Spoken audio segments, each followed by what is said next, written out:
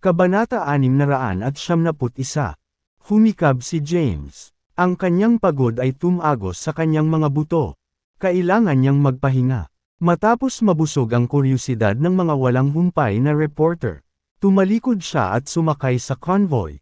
Muli niyang kinausap ang driver. Sige, alis na tayo. Pumasok sa Black Dragon Palace. Naiintindihan. Ini-restart ng driver ang makina. Sa ilalim ng maingat na tingin ng mga tao, dahan-dahan itong pumasok sa Black Dragon Palace.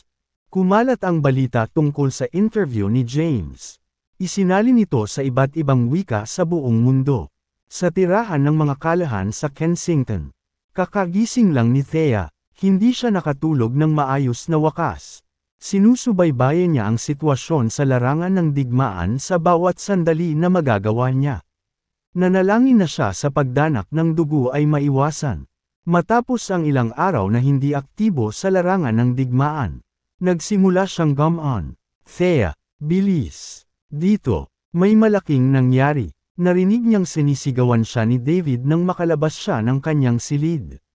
Siya ay walang sigla sa lahat ng oras na ito. Hindi niya kayang gawin ang sarili niya. Lumapit siya kay David at umupo sa tabi niya. Pagkatapos ay tinanong niya ng walang interes. Ano ito? Bakit parang natulala ka? Tuwang-tuwang sumigaw si David.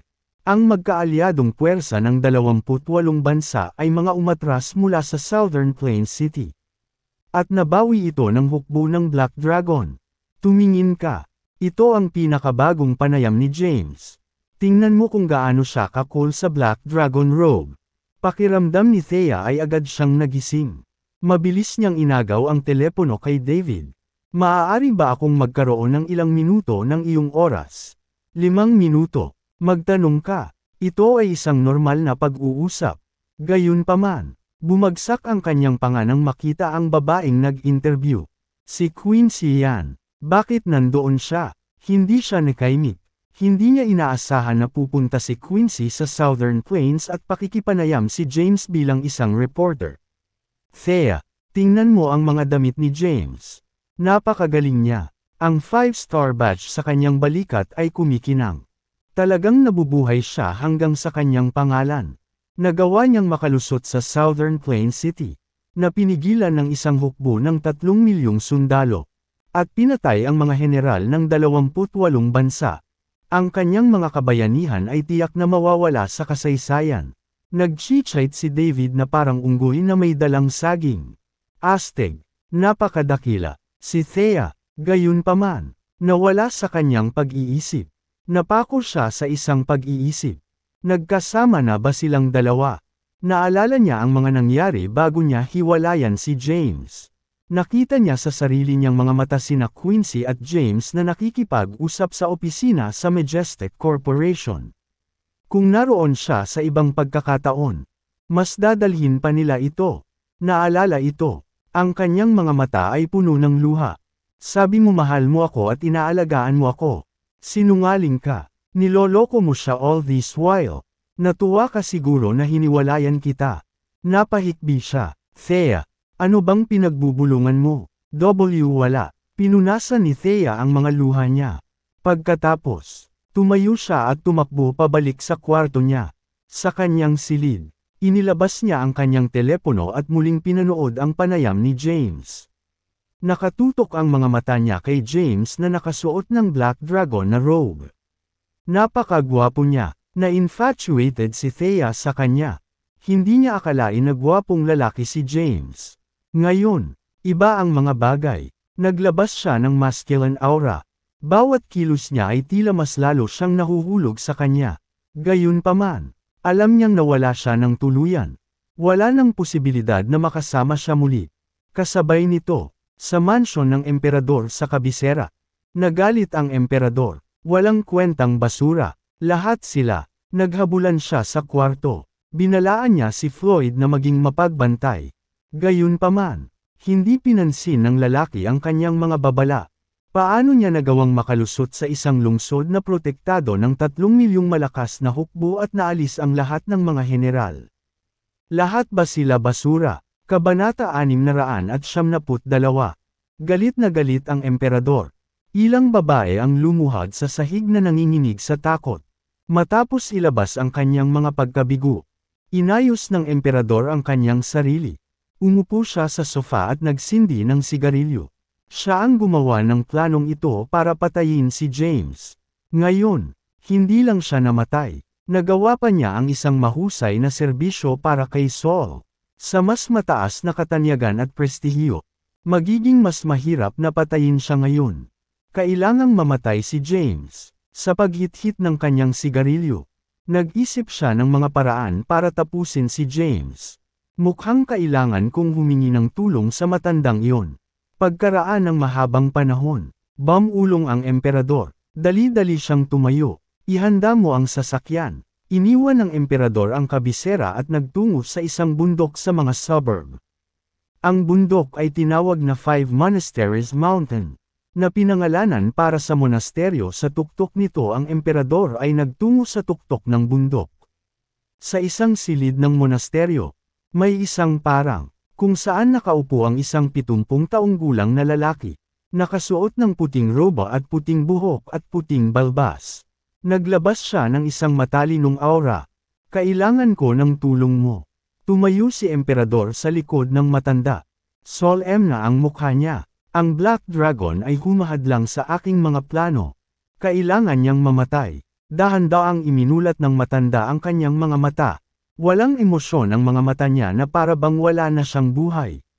Tumayo ang matandang lalaki at sinabing, ang Black Dragon ay lubos na sinanay sa martial arts. Ang kanyang lakas ay walang kapantay. Walang sino mang maaaring pumatay sa kanya. Gayunpaman, lahat ng lalaki ay may kinuhang Akilis. Sa kanyang kaso, ito ay si Thea Callahan. Pwede na tayong magsimula sa kanya. Tumango ang Emperor. Ipauwi ko na sa iyo iyan. Hindi ko matuloy ang mga plano ko hanggat nabubuhay pa si James. Kung ipagpatuloy pa ng mga nakatataas ang mga bagay at matutuklasan ang ating pagkakasangkot. Tapos na ang lahat para sa ating dalawa. Iniwan ang pananalitang ito. Tumalikod kay emperador upang umalis. Bago umalis, mabilis niyang idinagdag. Tapusin mo siya sa lalong madaling panahon. Maaari ko bang simulan ang pagbuo ng aking plano kapag siya ay patay na? Tumingin ang matanda sa emperador at ngumisi. Bakit kailangan mong gumawa ng ganitong detalyadong pukana para lang pumatay ng tao? Ang magkaalyadong puwersa ng 28 bansa. Ha! Ikaw, ng isang impyerno ng isang imahinasyon. Tandaan mo, huwag mo akong idamay dito. Kung may mangyari sa akin, walang magsasakatuparan ng plano. Umalis ang emperador. Matamlay na nag-inat ang matanda. Huwag kang mag-alala. Walang makakaalam na nasa likod nito. 5 araw. Bigyan mo ako ng 5 araw. At sinisigurado kung patay na siya. Nang marinig ito, nakaramdam ng kagaanan ang emperador. Nagtungo siya sa Grand Hall para magbigay galang bago umalis. Samantala, ang matanda ay nagbalat kayo bilang isang ordinaryong tao at umalis sa monasteryo. Pagkatapos ay tumungo siya sa Kensington. Isang layunin lang ang nasa isip niya. At iyon ay ang kunin ni Thea Callahan na bihag at gamitin siya laban kay James. Kahit na siya ay matatagpuan sa tuktok ng Five Monasteries Mountain, alam niya ang sitwasyon sa labas ng mundo. Mula sa pagbibitiw ni James para bumalik sa Kensington, ang kanyang salungatan sa The Great Four, at ang kanyang relasyon kay Thea. Alam ng matanda ang lahat ng ito. Alam din niyang si Thea ang takong ni Achilles ni James. Kahit hiwalay na sila, wala nang magagawa si James kundi sumunod sa mga hinihingi niya kung mabibihag niya si Thea. Sa pag-alis niyan, ang pagpatay kay James ay isang piraso ng cake. Gayunpaman, ginawa ng Emperor ang isang simpleng bagay sa isang detalyadong pamamaraan. Mula sa 28 na bansang martial art gurus hanggang sa kasalukuyang digmaan. How utterly incompetent sa kanya.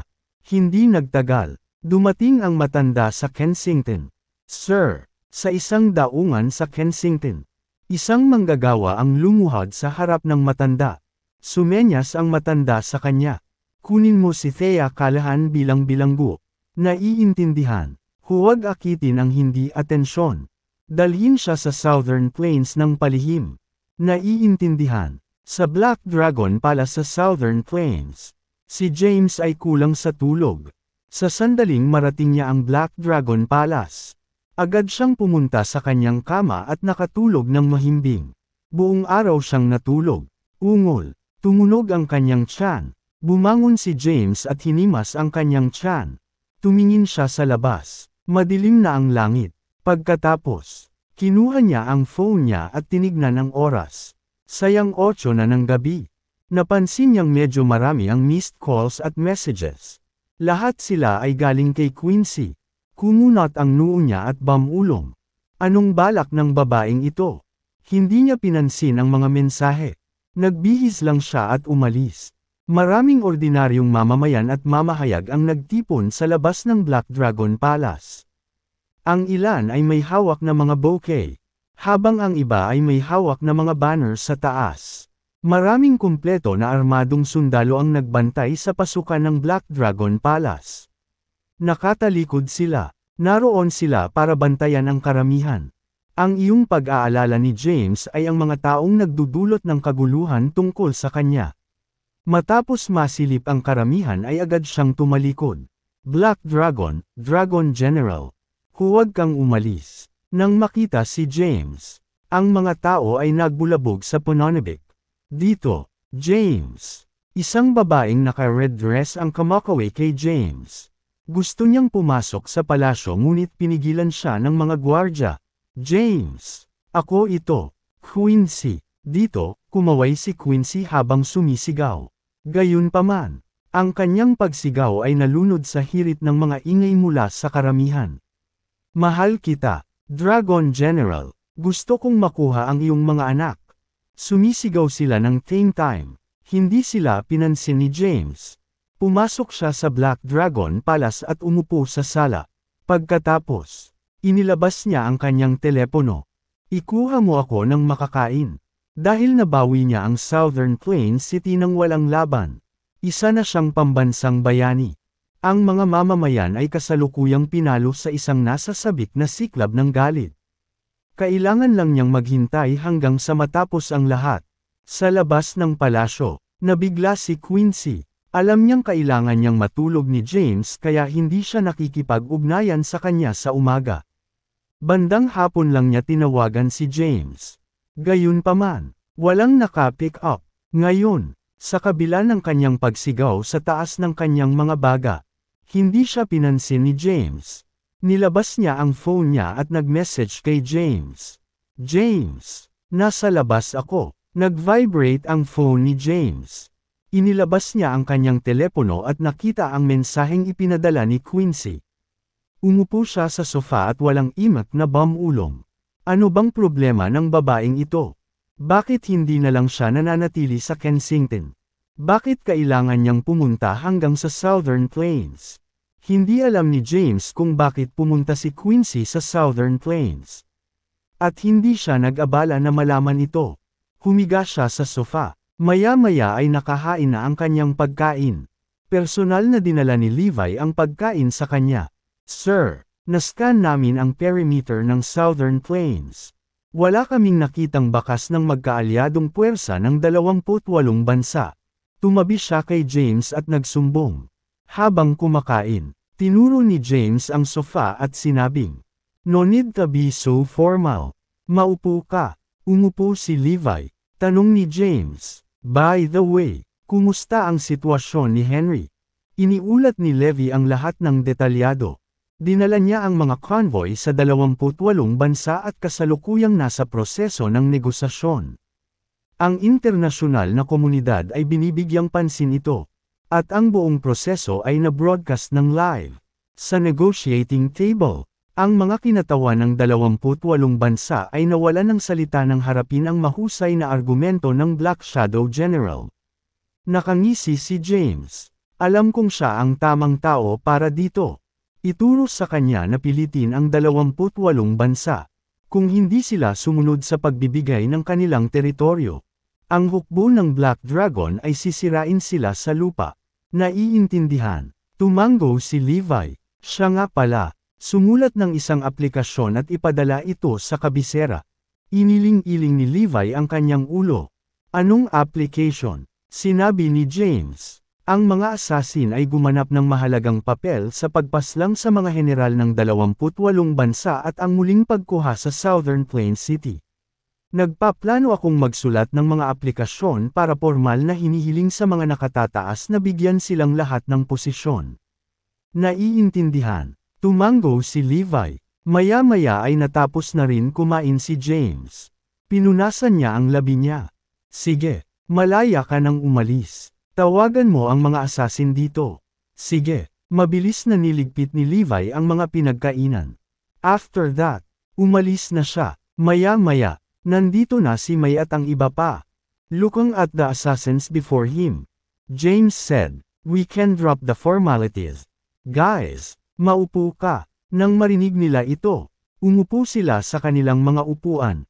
Nang harapin nila si James pabalik sa Kensington. Hindi sila nakaramdam ng pananakot sa kanya. Ngayon, nakaharap sa kanya bilang Black Dragon sa kanyang Black Dragon robe. Nakakaramdam sila ng hindi maipaliwanag na pressure. Ito ay suffocating. Napatingin si James sa kanila. Nakatulong kayo sa pagpaslang sa mga general ng kaaway. Sumulat ako ng mga aplikasyon sa mga nakatataas na humihiling na mabigyan ka ng posisyon. Kapag pumayag na sila, magiging Deputy Commander ka ng Black Dragon Army, ang elite ng elite. Ito ay isang mataas na posisyon. Ito ay patunay na kinilala ni James ang kanilang mga kakayahan. The assassins were over the moon sa balita. Salamat, James. Maraming salamat. Kinawayan sila ni James. Huwag mo akong tawaging ganyan. Simula ngayon, subordinate ko na kayo. Tawagan mo ako bilang general ng Dragon. Affirmative. Sabay-sabay na umalangaw ang mga boses nila. Napatingin si James sa kanila. Sila ay lubos na sinanay na mga assassin na may mahusay na pisikal na katangian. Pagkatapos ng maikling pagmumuni-muni, sinabi niya, "Opisyal kang magiging Elite 8. Ang mga piling lihim na ahente ng hukbo ng Black Dragon na sumasagot lamang sa akin. Magaling iyan." Nagliwanag ang mga mukha nila.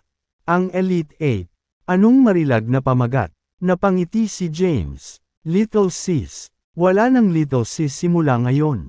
Nang marinig niyang binanggit siya ni James, agad siyang tumayo. Medyo ordinarily ang suot niya ngayon. Nakasuot siya ng itim na damit imbes na student uniform. Ang kanyang mahabang itim na buhok at ang kanyang dalisay at inosenteng hitsura ay pinabulaanan ang katotohanan na siya ay isang cold-blooded assassin. Patuloy ni James, "Bibigyan kita ng titulo. Ano ang tunog ng Phoenix Dragon?" Matamang tumango si Little Sis. Salamat, sir." Tumingin si James kay Wanderer at sinabing, "Kumusta ang tunog ng Wave Dragon?" Napangiti si Wanderer. Nakakatandang pangalan. Ngunit dahil ang Dragon General ang personal na nagbigay sa akin ng titulong ito, itatago ko ito. Midnight Wind. Ikaw na ang Midnight Dragon mula ngayon. Savage. Ikaw ang magiging Barbarian Dragon. Grim Reaper. Ikaw ang magiging Immortal Dragon. May. Dahil tinawag kang May Argentum. Ikaw ang magiging Argentum Dragon. Scorpion. Ikaw ang magiging Scorpion Dragon. Death Dance. Ikaw ang magiging Dance Dragon. Tinitigan sila ni James at binigyan sila ng kani-kanilang titulo. Huwag mag-atubiling ipahayag ang iyong opinyon kung hindi mo mahanap ang iyong pamagat na kasiya siya. Wala kaming kasama. Sabay nilang sabi, "Salamat sa pagbibigay sa amin ng titulo." Tumayo si James at sinabing may malungkot na ekspresyon. "Mula ngayon, ikaw ang magiging Elite 8 Nanograms Black Dragon Army. Ang pinaka-elite sa ating mga puwersa. Ang Southern Plains ay nakamit ng iyong proteksyon. Ito ay isang malaking responsibilidad na dapat mong balikan. Naiintindihan mo ba?" Mataimtim na sabi ni James. Kumukulo ang kanilang dugo. Hindi nila inaasahan na sila ay magiging Elite 8 Nanograms Black Dragon Army. Na may tungkuling protektahan ang mga hangganan ng Sol. Alam din nilang magugulat ang mundo kapag kumalat na sa buong mundo ang balita ng pagbuo ng Elite 8. Iyon ay dahil naging instrumento sila sa pagpaslang sa mga general ng kaaway. Iingatan namin ang iyong paalala. Sabay-sabay na sabi ng 8. Tumingin si James sa kanila at sinabing may katapusan. Magkasama na kayo. Sana maging open kayo sa isa't isa. Hindi ko nais na makakita ng anumang anyo ng away at pananaksak sa likod dito. Magkapatid na kayo. Maaari mong iwanan ang iyong likod sa iba at pagkatiwalaan sila ng buong puso. Nahati, at ikaw ay masusupol, nagkakaisa, at hindi ka magagapi. Pagkatapos sila ng maikling tagubilin, pinaalis sila ni James. Ang Black Dragon Palace ay muling bumagsak sa katahimikan. Nagtungo si James sa rooftop sa ikatlong palapag. Nakasandal sa upuan. Humihit-hit siya ng sigarilyo habang nakatingin sa mabituing kalangitan. Naisip niya ang mga tao sa Kensington. Bagamat siya ay nasa Southern Plains, ang kanyang puso ay nasa Kensington. Iniisip niya kung magkakaroon pa ba siya ng pagkakataong makabalik sa Kensington. Sa sandaling iyon, gusto niyang uminom. Gayunpaman, wala si Henry. Bumaba siya at pumunta sa wine cellar. Dumukot siya ng ilang bote ng alak na binigay sa kanya ng mga mangangalakal noon at bumalik sa rooftop. Umiinom siya ng mag-isa sa katahimikan ng gabi. Sa sandaling iyon, isang tao ang pumasok sa isip niya. Nilabas niya ang phone niya at tinawagan si Quincy. Isang buong araw na nasa labas ng Black Dragon pala si Quincy. Sa kabila noon, hindi siya pinansin ni James. Bilang resulta, bumalik siya sa kanyang silid sa hotel. Katatapos lang niyang mag-shower. Sa kanyang pajama, nakatingin siya sa kanyang laptop sa kama at inaayos ang mga isinulat niya nitong nakaraang araw. Biglang nagring ang phone niya. Nang mapansin na si James iyon, lumukso ang puso niya. Mabilis niyang sinagot ang tawag. Goodness James, nakatawag ka na rin sa wakas. Busy akong tao. Quincy, nga pala. Bakit nandito ka sa Southern Plains? Kailangan ako ng aking bansa. Sabi ni Quincy na parang bata. Tuwang-tuwa na siya sa wakas ay sinagot na ni James ang tawag niya. Kung libre mo, gusto mo bang makipag-inuman sa akin? Naiinip na ako. Oo naman, gusto ko. Nasaan ka sa sandaling ito? Magpapadala ako ng susando sa'yo. Hindi na kailangan yan. Nakikitira lang ako sa malapit na hotel. Makakarating na ako sa loob ng ilang minuto. Malaki. Binaba ni James ang telepono. Pagkatapos, sumandal siya sa upuan at inangat ang ulo para tingnan ang mabituing langit. Kabanata 696. Lumapit si Quincy kay James. Nakasuot siya ng pulang sleep dress na tumambad sa kanyang mga balikat. Ang kanyang pulang kulot na buhok ay umaagos sa hangin. Maganda at katangi-tangi ang kanyang facial features. At ang lipstick na suot niya ay pumupuri sa kanyang kagandahan. Ngumisi siya kay James na nakaupo sa isang upuan na may mga bote ng alak sa sahig. Mukhang maganda ang buhay mo. Tumayo si James at sinenyasan ang upuan sa tabi niya. Have a seat. Hindi na kailangang maging formal. Umupo si Quincy sa tapat ni James. Inayos niya ng konti ang damit niya at tinakpan niya ang mga binti niya para hindi siya ma-flash ng underwear niya. Hindi napansin ni James ang mga minutong kilos niya. Kumuha siya ng bote ng alak at inihagis sa kanya. Tapos, ngumiti ito sa kanya. Naiinip na ako sa pag-inom nito mag-isa. Kailangan ko ng kausap. Napansin ni Quincy na medyo mataas ang alcohol content sa bote na iniabot ni James. Hindi ako makakainom nito. May red wine ka ba? Oo. Tahan na. Kukuha ako. Tumayo si James at pumunta sa wine cellar para kumuha ng ilang bote ng red wine. Binigyan niya si Quincy ng isang bote. Samantala, binuksan niya ang isang bote ng white wine at napalunok ng isang malaking lagok. Pagkatapos, tinanong niya siya, hindi ka ba masaya sa Kensington? Bakit ka pumunta dito sa Southern Plains? Ito ay isang magulong lugar. Hindi ka ba natatakot sa panganib? Well, nandito ka. Ngumisi naman si Quincy sa kanya. Napatigil si James sa sinabi niya. Sinubukan niyang pagtawanan ito. Di bale, huwag na nating pag-usapan ito. Cheers! Binuksan ni Quincy ang bote ng red wine. Nag-inuman ang dalawa sa rooftop. Sa huli, naupo sila sa sahig habang nakatalikod sa isa't isa. James, alam kong alam mo kung bakit ako pumunta dito. Nagpapanggap ka lang na ignorante. Kailangan kong sumama, kahit na alam ko na kung ano ang nararamdaman mo para sa akin. Ayokong magsisi. Namula ang pisngi ni Quincy dahil sa alak. Bagamat marami ring nainom si James, nanatili siyang matino. Walang sinabi si James bilang tugon sa kanyang mga malalaswang salita. Hindi kita sinisisi, Quincy continued, kahit hiwalay na kayo ni Thea. Alam kong may puwang pa rin siya sa puso mo. Naiinggit talaga ako sa kanya. Kung maaari, sana ako na lang ang nagligtas sa iyo sa apoy 10 taon na ang nakararaan. Sana ako na lang ang pumangit imbes na siya. Lasing ka na. Malumanay na itinuro ni James. Tumayo siya. Sa sandaling tumayo siya. Si Quincy na ngayon ay walang masasandalan.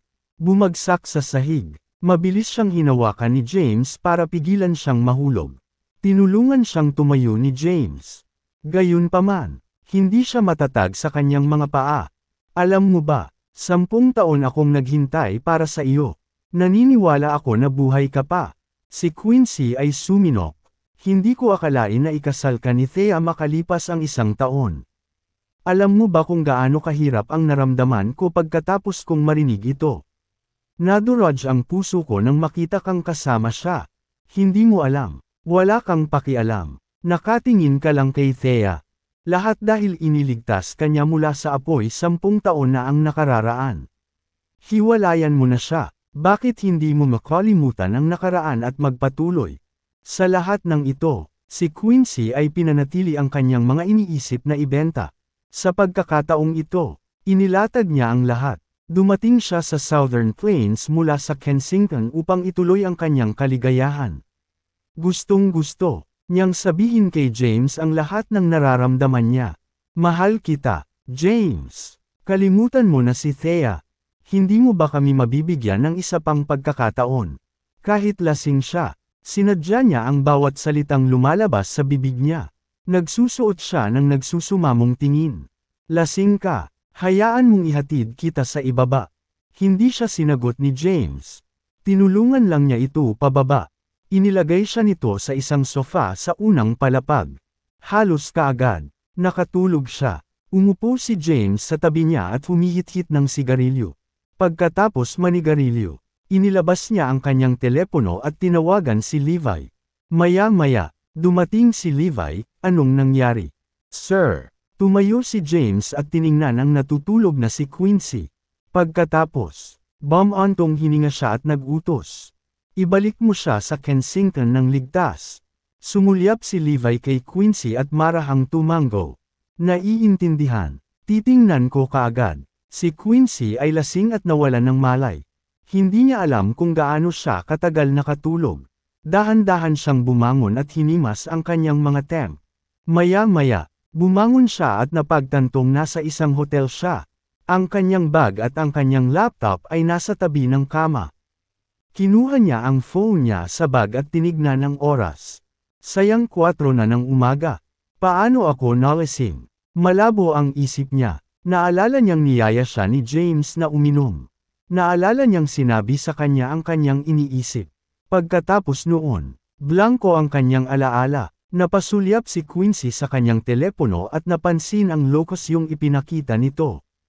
Kensington. Nakabalik na ako sa Kensington. Natigilan siya. Pagkaraan ng ilang segundo, bumungad sa kanya ang realisasyon. Ang kanyang mga mata ay punong-puno ng luha. James! Ang tanga mo! Marahas niyang ibinato ang kanyang telepono sa sahig. Agad itong nagkapira-piraso. Pabagsak siyang humiga sa kama at umiyak ng umiyak. Naalala niya ang pagtatapat ng kanyang pagmamahal kay James. Gayunpaman, pinabalik niya siya dito sa Kensington. Tinanggihan siya ni James. Sa Black Dragon pala sa Southern Plains. Nawalan ng tulog si James. Hindi niya inaasahan na magiging ganito kakomplikado ang mga relasyon. Pinaniwalaan niya ang kanyang sarili bilang isang tapat na tao. Siya ang Black Dragon. Nagkagusto sa kanya ang mga babae sa buong Seoul. Gayunpaman, hindi niya pinansin ang kanilang nararamdaman para sa kanya. Gayunpaman, iba si Quincy. Kanina nang binigkas niya ang mga katagang iyon. Nag-alinlangan siya sa kanyang desisyon. Gayunpaman, hindi niya makalimutan ang babaeng nag-iisang tumatahan sa kanyang puso sa nakalipas na 10 taon. Bagamat naghiwalay na sila, hindi niya makalimutan ang tungkol sa kanya. Kaya naman inutusan niya ang kanyang mga tauhan na pabalikan si Quincy.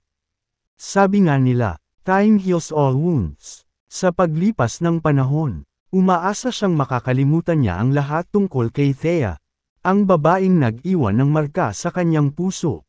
Sir, naibalik namin siya ng ligtas sa isang hotel. Nagsumbong sa kanya si Levi. Pinaalis siya ni James. Nakuha ko, magpahinga ka na. Naiintindihan. Tumango si Levi at tumalikod na para umalis. Samantala, nakahiga si James sa sofa at nakatitig sa kisame. Nawala siya sa pagmumuni-muni. Lumipas ang gabi ng tahimik. Kinabukasan, si Saul at ang iba pang bahagi ng mundo ay nadala ng bagyo sa balita noong umagang iyon. Pinangunahan ng Black Shadow General ng Southern Plains ang isang pangkat ng mga sugo sa Escobar upang makipag-ayos sa mga pinuno ng estado ng 28 bansa. Sa pamamagitan ng serye ng walang humpay na panggigipit at blackmail, nagpasya ang 28 bansa na ibigay ang 5 lungsod kay Saul. Nang marinig ang balitang ito, nagulat ang mundo. Naghiyawan ang lahat kay Saul. Mabuhay ang Dragon General. Sino sila sa palagay ng 28 bansa? Invading Saul. Siguradong pagod na silang mabuhay. Napaka-cool ng Black Shadow General. Mahal ko siya. Naghiyawan ang mga Soulin. Ipinagdiwang din ng mga netizens ang balita. Samantala, bumalik na si Henry. Ang isang helicopter ay dahan-daang lumapag sa isang rehiyon ng militar. Marami ang natipon doon. Sa pangunguna nito ay si James sa kanyang Black Dragon robe. Sa likod niya ay ang Elite 8 at maraming general at tenyente ng hukbo ng Black Dragon. Lumapag ang helicopter. Kabanata 678. Bumaba ng helicopter si Henry sa kanyang uniforme ng militar. Sa likuran niya ay ang mga sugo ni Saul. Sir, ang negosasyon ay isang matunag na tagumpay. Lumapit si Henry kay James na nakangiti. Nagyakapan sila at tumawa ng malakas. Maganda ang ginawa mo. Mula ngayon, ang mga hangganan ng Southern Plains ay magiging payapa. At ikaw ay naging isang pambansang bayani. Ang iyong pangalan ay mapapabilang sa kasaysayan at maaalala ng mga susunod na henerasyon ng mga Soulin. Ngumiti si Henry ng nahihiyang. Salamat lahat, sir. Isa lang akong errand boy. Reporting alternasyon, sa sandaling iyon. Tumakbo si Levi sa kanila at sumaludo kay James. Kinilala siya ni James. Anong mali? Tuwang-tuwa si Levi. Narinig ko mula sa kabisera na ang Supreme Commander at Hari ng Saul ay papunta dito sa Southern Plains para bigyan ka ng titulo. Napakamot sa ilong si James. Isa na ako sa 5 Commanders-in-Chief. Anong title pa ang natitira? Nagmamalaki si Henry. Congratulations, sir. Sige na. Stop kissing my asterisk sa. Uminom tayo ng kaunti. Kabal-ikat. Umalis si James kasama si Henry sa ilalim ng maingat na tingin ng mga general. Sa isang food stall sa Southern Plains, isang buong mesa ang umiinom sa kanilang puso. Samantala, binantayan ng mga lalaking kumpleto ang sandataang pasukan. Si James, Henry, at ang Elite 8 ay umiinom. Pinigilan ng Elite 8 ang kanilang mga sarili sa labis na pagpapakasawa. Habang si James at Henry ay umiinom hanggang tanghali. Sa rehiyon ng militar, maraming makapangyarihang tao ang nagmula sa kabisera. Nangunguna ang Supreme Commander at King of Saul.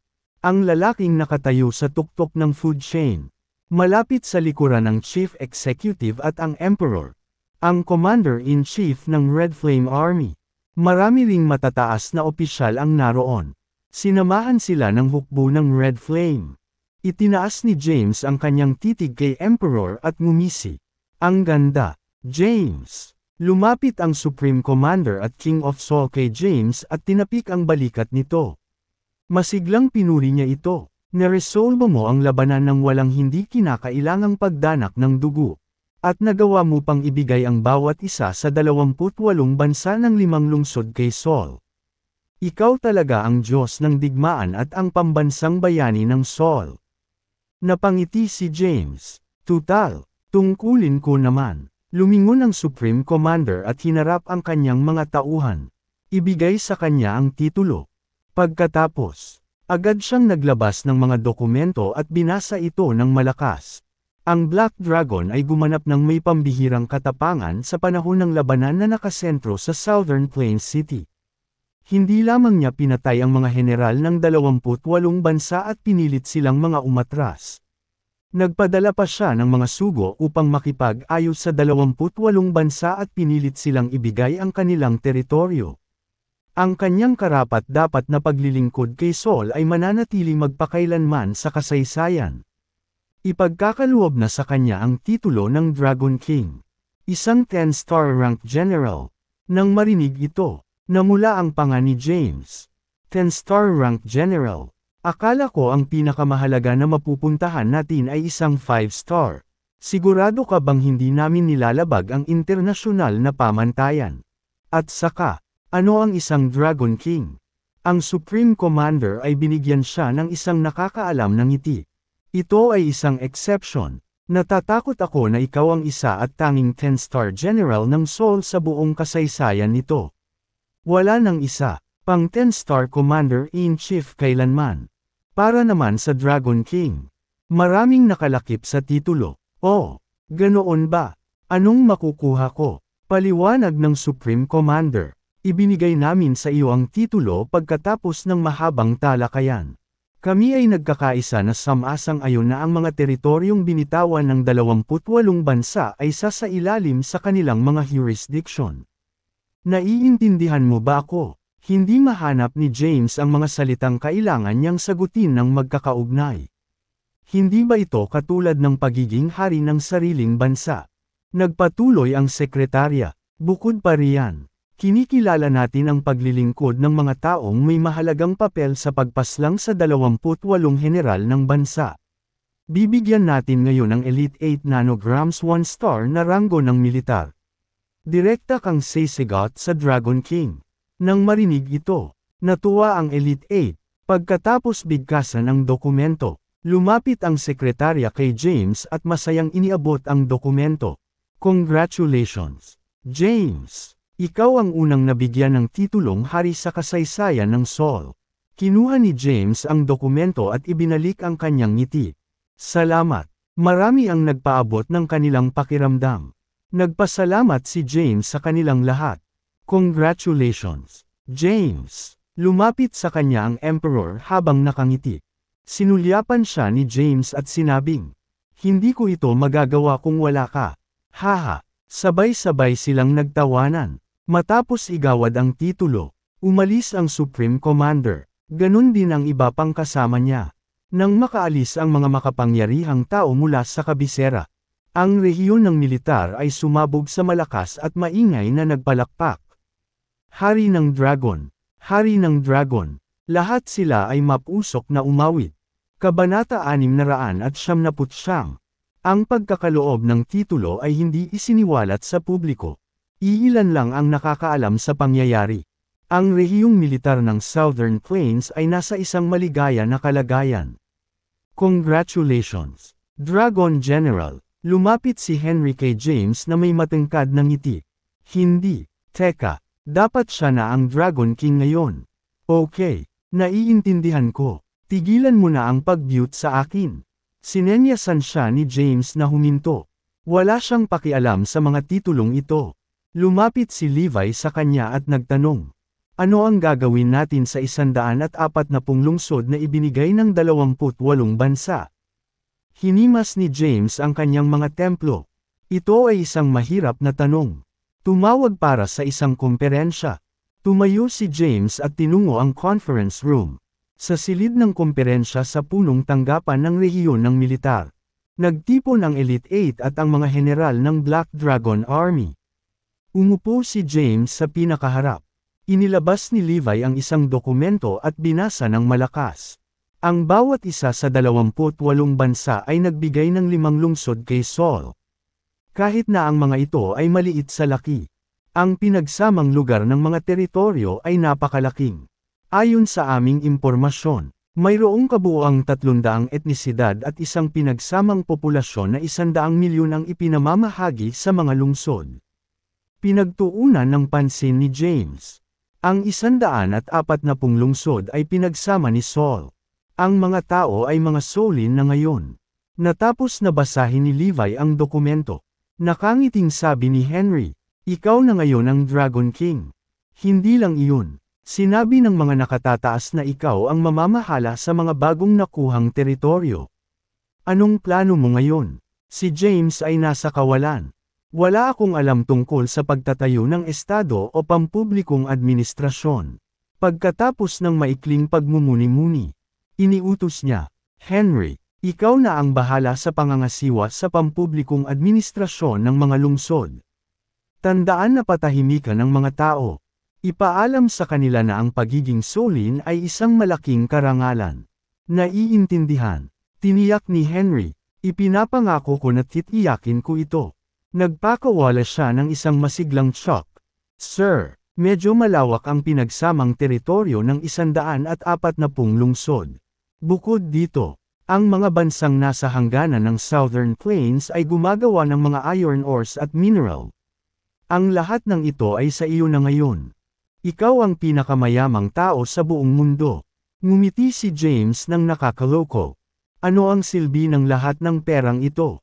Ang mga ito ay isang grupo lamang ng mga numero. Gayunpaman, narinig ko ang iyong mga salita. May naisip lang ako. Ano kaya iyon? Napangiti si James ng may kumpiyansa. Sabi mo, sagana ang likas na yaman sa mga bagong nakuhang teritoryo. Gayunpaman, dahil sa patuloy na pakikidigma, ang mga patuloy ay hindi maaaring mamina ng maayos. Sa tingin ko maaari na tayong magsisimula. Sinisimula ng mga operasyon ng pagmimina upang yumaman ang mga mamamayan. Gaano karunong? Itigil mo na ang bootlekan. Sa pamamagitan ng paraan, ang pangkalahatang seguridad sa mga bagong nakuha sa lungsod ay masama. Mayroong lahat ng uri ng armadong puwersa, pribadong milisya, at mga mersenaryo na gumagala. Gusto kong ituwid mo ang mga bagay-bagay. Hindi ko na gustong makakita ng anumang kaso ng vigilanteism. Naiintindihan. Gagawin ko ang misyon, sabi ni Henry. Utos ni James. Isama mo ang Elite 8. Sila ay lubos na sinanay at makakatulong sa iyong misyon. Nakuha ko. Tumango si Henry. Pagkatapos, tinanong niya, kailangan nating palitan ang pangalan ng mga lungsod. Hindi ba? Kailangan din nating ayusin ang istruktura ng pamamahala sa pamamagitan ng pagbubuo ng mga bagong lalawigan at pagtatatag ng mga bagong bayan at distrito upang maayos itong pamahalaan. Sa tingin ko dapat nating pagsikapan na gawin itong isang megalopolis. Bagamat imposibleng malampasan ang Kensington, hindi rin ito dapat masyadong malayo. Nagpatuloy si Henry, kailangan nating magkaroon ng 10 taong plano. Sa loob ng 1 taon, magtatayo tayo ng isang world-class na lungsod. Hindi inaasahan ni James na si Henry ay napakatalino sa politika. Pagkatapos ay tumingin si James sa mga general at nagtanong, "Ano sa palagay ninyo? Tama ang Black Shadow General. Naniniwala din ako na dapat nating planuhin ito ng maayos. Gayunpaman, para lumaki ang ating prestihiyo, kailangan nating magkaroon ng mga militarisadong paaralan.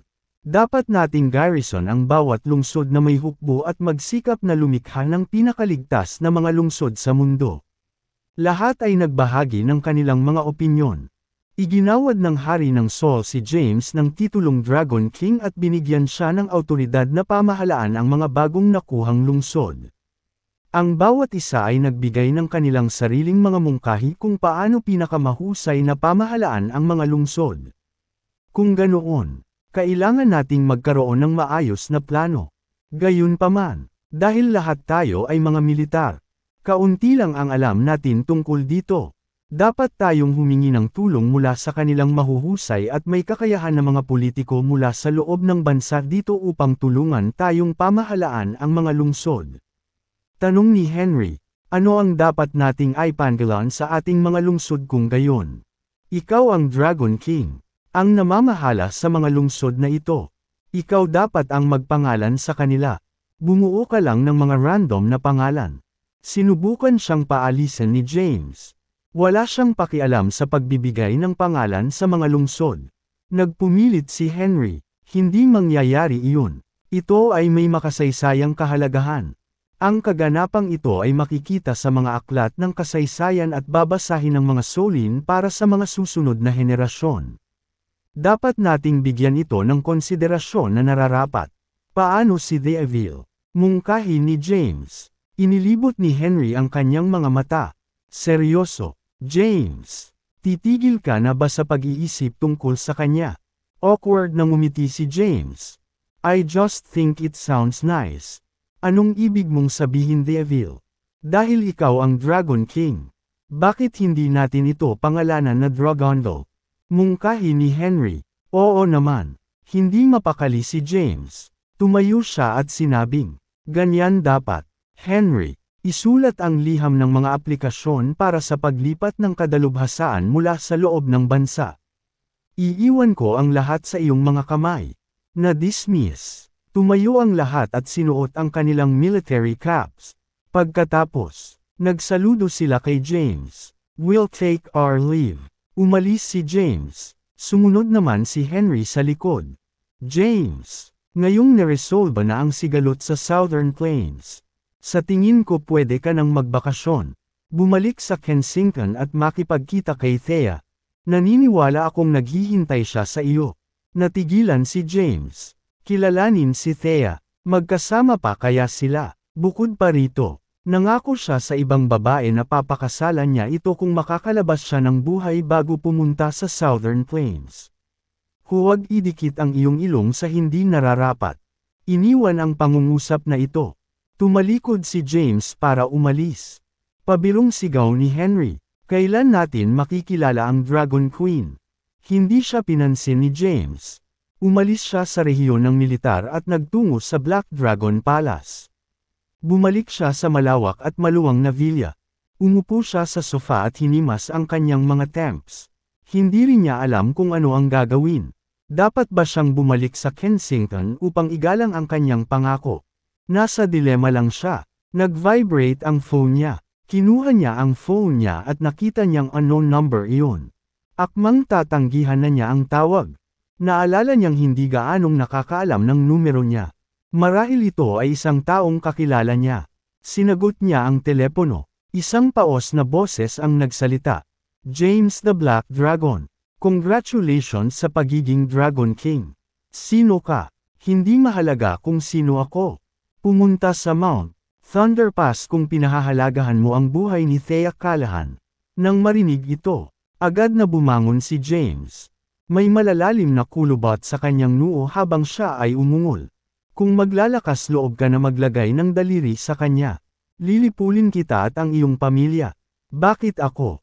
Huwag kang mag-alala. Siya ay ganap na maayos. Sa ngayon, hindi ko magagarantiya kung ano ang susunod na mangyayari kung wala ka sa Mount Thunder Pass pagsapit ng paglubog ng araw. Pagkatapos, ibinaba na niya ang tawag. Kabanata 701, nabaluktot sa galit ang mukha ni James. At may lumabas na ugat sa kanyang leeg. Hindi niya inaasahan na may aagaw kay Thea at gagamitin ito para i-blackmail siya sa kabila ng paghihiwalay niya. Gayunpaman, nanatili siyang composed. Tinawagan niya si Jay, na nasa malayong lugar sa Kensington. Kasalukuyang nag-e-entertain ng guest si Jay. Sa sandaling iyon, tumunog ang kanyang telepono. Nang mapagtantong si James ang tumawag, agad siyang nagtungo sa isang lugar. Dragon General, ano ang nangyayari? Jake, imbestigahan mo kung nasaan ako ngayon ni Thea. Natigilan si Jay saglit. Halos kaagad. Gayunpaman, tumango siya. Bibigyan kita ng sagot sa loob ng 5 minuto. Kahit na hindi niya alam kung ano ang nangyari. Pakiramdam niya ay may hindi tama sa tono ni James. Pagkababa ng telepono, agad siyang nakipag-ugnayan sa Underground Intelligence Network. Nang makaalis na si Ronald sa lugar, muling kinuha ng mga tauhan ni Jay ang network. Matiyag ang naghintay si James matapos tawagan si Jay. Mabilis na lumipas ang 5 minuto. Sir, hindi po namin mahanap ang kinaroroonan niya. Parang bigla na lang siyang nawala sa Kensington. Nakuha ko. Ibinaba na ni James ang tawag. Tumayo siya at naglakad palabas ng Black Dragon Palace. Kunin mo ang kotse. Hindi nagtagal. Nakahanda na ang isang off-road na sasakyan na may punong tangke ng gasolina. Agad na tinungo ni James ang Southern Plain City. Pagkatapos ay tumungo siya sa Mount Thunder Pass. Ang Mount Thunder Pass ay orihinal na isang no man's land na nagsisilbing hangganan sa pagitan ng ibang bansa. Gayunpaman, pagkatapos nitong isama ng Sol ang mga kalapit na lungsod nito, natural na nasa ilalim ng jurisdiction nito ang Mount Thunder Pass. Nagmaneho si James sa paanan ng Mount Thunder, matapos ay parada ang kanyang sasakyan. Umakyat siya sa bundok. Mayroong ilang mga bahay na gawa sa kahoy sa tuktok ng Mount Thunder. Dito nakaharap si James laban sa 28 na bansang martial art gurus. Sa isa sa mga kahoy na bahay, nakaupo si Thea sa isang upuan. Iniskan ang mga lalaki sa bahay. Malamig niyang sinabi, sa tingin mo ba maaari mong banta si James sa pamamagitan ng pagdukot sa akin? Natatakot ako na baka ma-disappoint ka. Hiwalay na kami. Wala na akong kahit anong relasyon sa kanya. Tsaka wala na siyang pakialam sa akin. Walang paraan na itataya niya ang kanyang buhay sa pagpunta rito para iligtas ako. Isang matandang lalaki ang nakaupo sa tapat niya. Nakasuot ng plain gray na balabal. Ang matandang lalaki ay nagmistulang isang pantas na may maputi at mahabang balbas. Siya ang abot ng Hemis Monastery ng Five Monasteries Mountain mula sa capital. Ang kanyang pangalan ay Rain Maverick. Pasulyap-sulyap kay Thea, walang pakialam na sinabi niya, "This is none of your concern." Sa katunayan, sa palagay ko dapat kang mag-alala tungkol sa iyong kasalukuyang sitwasyon. Kung hindi dumating si James, mawawala ang maliit na halaga na mayroon ka. Kung nangyari iyon, ito ang iyong libingan. Matapos makaranas ng mga pagsubok sa mga pagsubok, si Thea ay hindi na ang inosenteng babae mula noon. Malamig na sabi niya, "Cut the creepy and just kill me." Hindi pinansin ni Rain ang kanyang mga mata. Bagaman mahirap magsalita si Thea, sa totoo lang ay natatakot siya sa kamatayan. Sa kaibuturan niya, lihim siyang umaasa na si James ang darating para iligtas siya. 1/3. Lalapit ba siya para iligtas ako? Pero minamaltrato ko siya. Ngayong hiwalay na kami at karelasyon niya si Quincy. May pakialam pa kaya siya sa akin? Hindi napigilan ni Thea na iwanan ang kanyang iniisip. Sa sandaling iyon, isang lalaking nakaitim na jacket ang lumapit kay Rain. "Ang iyong kabanalan." Dumating na si James sa paanan. Binuksan ni Rain ang kanyang mga mata.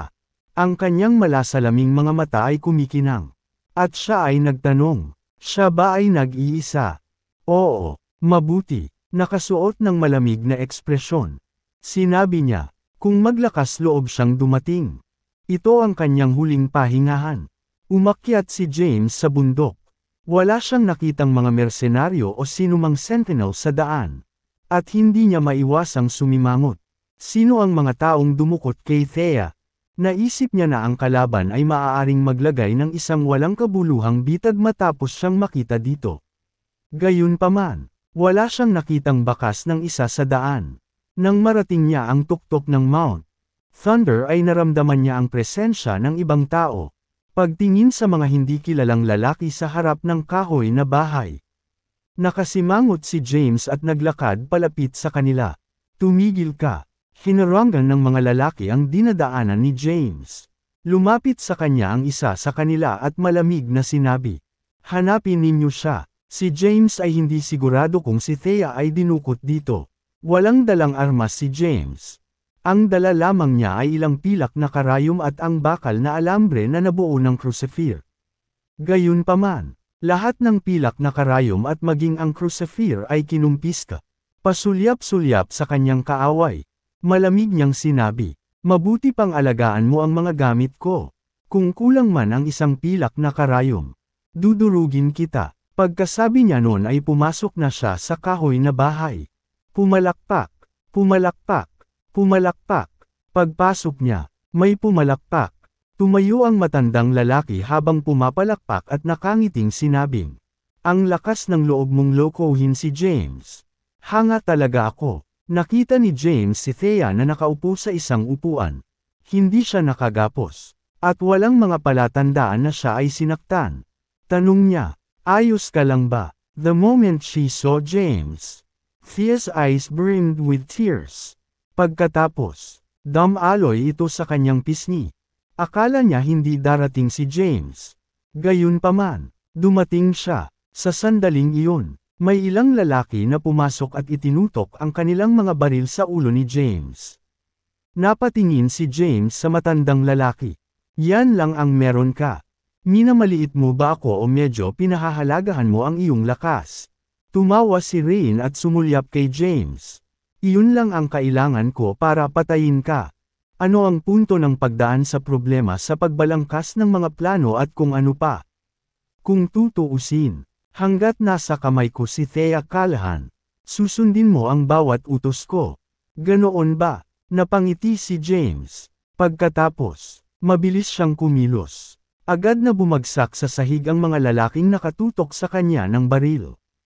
Gayunpaman, ang paghahari ay nanatiling binubuo. Umupo lang siya at tahimik na pinanood ang performance ni James. Pumalakpak, pumalakpak, pumalakpak, pumalakpak ulit siya, tulad ng inaasahan sa Black Dragon. Pagdating sa husay sa labanan, ikaw ay walang kapantay. Tinignan ni James si Rain. Masama ang kutob niya dito. Hindi niya maintindihan kung bakit nanatiling walang takot si Rain. Sa pagkakataong iyon, nagpakawala ng sigaw si Thea. Nahulog siya sa upuan at bumagsak sa sahig na humahagulgol sa sakit. Nagmamadaling lumapit si James sa kanya at tinulungan siyang tumayo. Masakit James. Masakit. Hawak-hawak ang kanyang ulo. Walang tigil na hinatak ni Thea ang kanyang buhok. Mabilis na hinawakan ni James ang kanyang palso at kinuha ang kanyang palso. Nasa perpektong kalusugan ang katawan ni Thea. Hindi siya nalason. Si Thea, gayunpaman, ay dumaranas ng matinding sakit. Niyakap ng mahigpit ni James si Thea at sinama ng tingin si Rain. Anong ginawa mo sa kanya? Nothing much. Wika ni Rain na parang totoo. May isang nakakalasing na insekto na maingat kung pinalaki sa loob ng 30 taon sa loob ng kanyang katawan. Papasok ito sa utak niya kasunod ng pagdaloy ng dugo. Pagkatapos, kakainin na lang nito ang kanyang medula unti-unti. Sa huli, ay natatakot ako na siya ay naging isang simpleng tao. Sabi niya nang walang pag-aalinlangan. Bakas sa galit ang mukha ni James. James, tulungan mo ako. Masakit. I don't wanna die. Umalangaw-ngaw sa tenga ni James ang sigaw ni Thea at ang bawat salitang binibitawan nito at humila sa puso niya. Papatayin kita. Angal ni James. Nangangamba siyang tumayo at sinugod si Rain. Napahawak si Rain sa kanyang lalamunan. Binuhat siya ni James sa lupa. Agad na nawala ang kulay sa mukha ni Rain. Gayunpaman, hindi siya nagpanik. James. Mag-isip ka ng 2 beses na patayin ako. Kapag namatay na ako, magpapatuloy si Thea sa matinding sakit. Bagamat napakahusay mo sa sining ng medisina. Isa itong gu na pinalaki ko sa loob ng 30 taon. Walang paraan na maalis mo ito. Mahina ang boses ni Rain. James. Masakit. Gamulong-gulong si Thea sa sahig habang pinupunit ang kanyang buhok. Pakiramdam niya ay maraming insekto sa loob ng kanyang utak na kumakain sa kanyang medula. Ang sakit ay hindi matiis. Ang sigaw ng paghihirap ni Thea ang nagpakalma kay James. Dahan-dahan niyang niluwagan ang pagkakahawak niya. Malamaya ang katawan ni Rain. Umupo siya sa upuan at marahang hinimas ang leeg. Tapos, tumingin siya kay James na may pilyong ngisi sa mukha. Malamig na tanong ni James. Ano ang gusto mong gawin ko? Inilabas ni Rain ang isang maliit na bote at inilagay sa mesa.